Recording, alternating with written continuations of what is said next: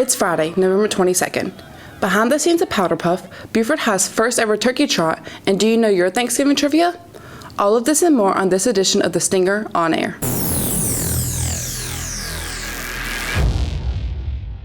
The 15th annual Powderpuff game was held on Wednesday with juniors defeating the sophomores in the final game. Powderpuff here at Buford includes a group of 7 girls from each grade level competing for victory. But who's behind the annual game? Riley Beckham has more. You're going to go all the way around and you're going to score! On Wednesday, November 20th, Ed Rising's annual Powderpuff game started. It's been a tradition for the club for 15 years. Ed Rising's co-sponsor, Pamela Langley, says that a lot goes on behind the scenes in order for the game to happen. Then we sell ads for the back of the t-shirts. We have to be sure we have coaches. We have to be sure we have people willing to officiate the game. We have to be sure that we have somebody to create and make our t-shirts for us. We have to have officer involved, just because you always have to have an officer involved. You have to have the concession stand set up because we're here from 6:30 until 9:30, so we got to have dinner.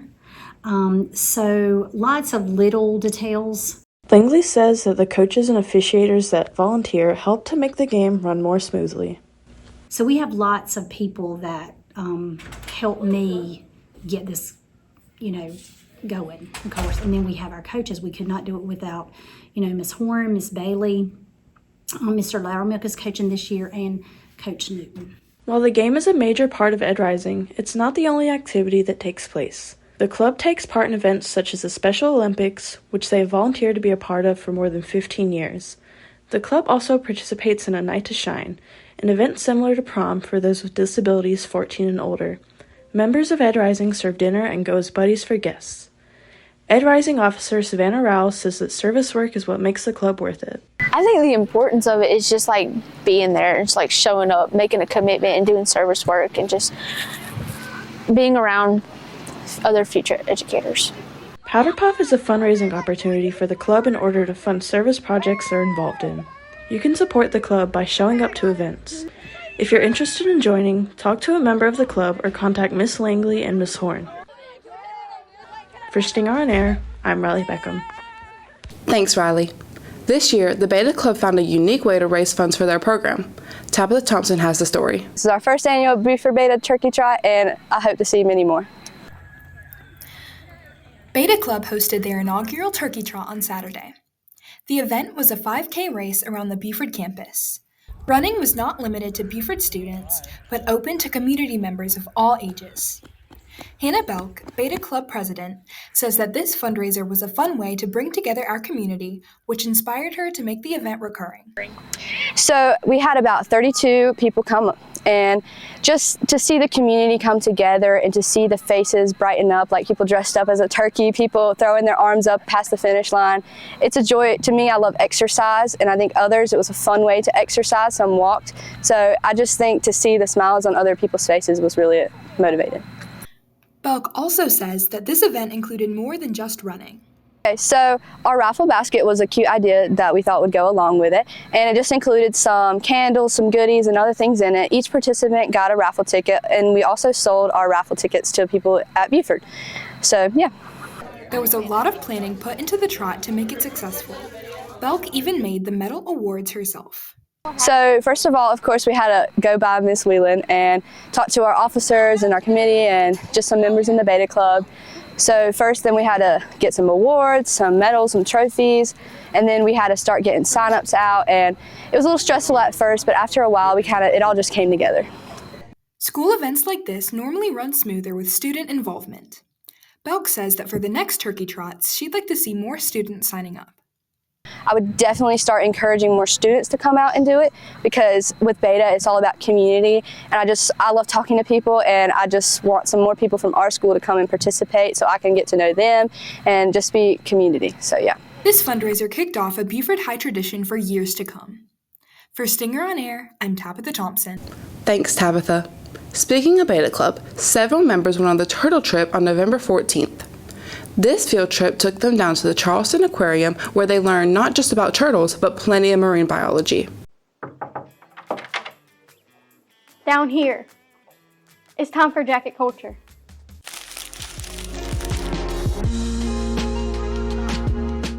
Happy belated birthday to Miss Ruth, whose birthday was on the 16th, and happy birthday to Mr. Loudermilk, whose birthday is today. And happy early birthday to Angela Guerrero, whose birthday is tomorrow. If you see them in the hall, make sure to wish them a happy birthday. Yes, now I get to go home. Wait, What? you're not supposed to open the doors, let alone leave through them, unless it's the main doors. Why? Because it's the rules. Oh, okay. Seniors, today is the last day to order your cap and gown for it to be here on time. So hurry up and get them orders in. Hey, Dalen, are you excited about the dance? It's only 2 weeks away. Dance? What dance? You know, the one that student council hosts. It's every year. You know what I'm talking about. Nope, not ringing any bells. Well, on December 7th in the multi-purpose building, there's going to be a semi-formal from 7 to 10 p.m. You can buy your tickets on GoFan for $15. When can I buy my ticket? You can buy them now until December 6th.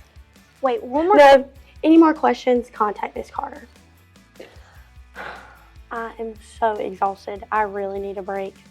Well, you'll love this. Next week is Thanksgiving break. We only come to school Monday and Tuesday, and then the rest of the week we're out and we get to stay home and eat turkey. Wait, so no Singer on Air next week? No, we'll have a Jacket Culture though. Today during first and second lunch is the last day to order gobblegrams. On Monday, they'll be delivered in the morning. That's all for this week's Jacket Wait. Culture. That's all the announcements we have this week. Yeah, nobody sent us anything. Well, if you have any announcements you'd like to see on Jacket Culture, send it to Mr. Collier. But that's all for this week's Jacket Culture with Emmy Johnson And Dalen Laney.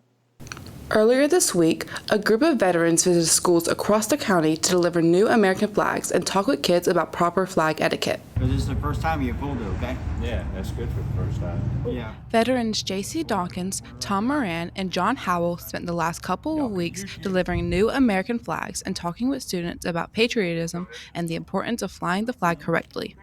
We've noticed and had people talk about our flags around the schools were weathered, and so I have a veterans breakfast group, and we decided to take up enough money, and we bought flags for the entire school district. It'll be all right. You just got a lot of start.